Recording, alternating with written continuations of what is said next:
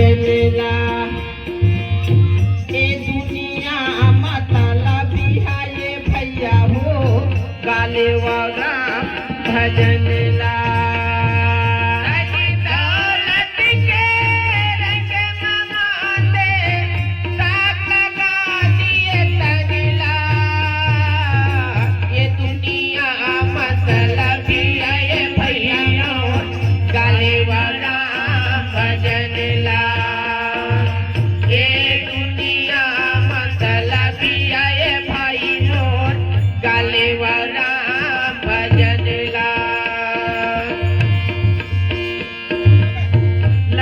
चौरासी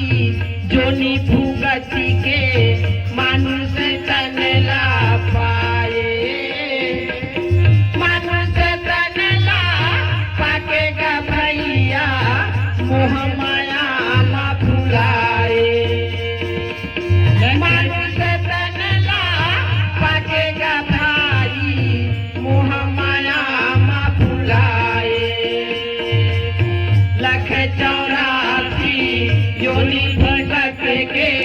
मानुष तनला पाए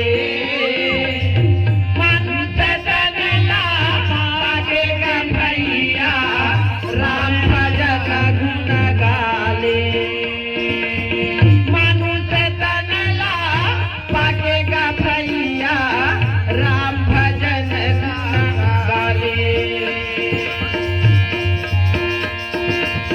कछु करनी कछु कर्म करे हम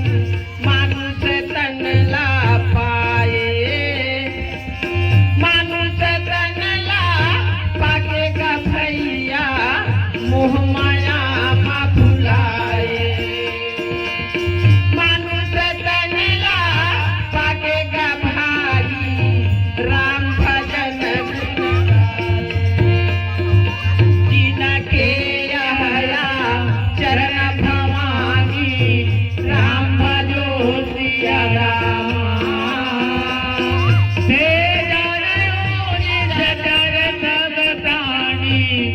राम भजो सिया राम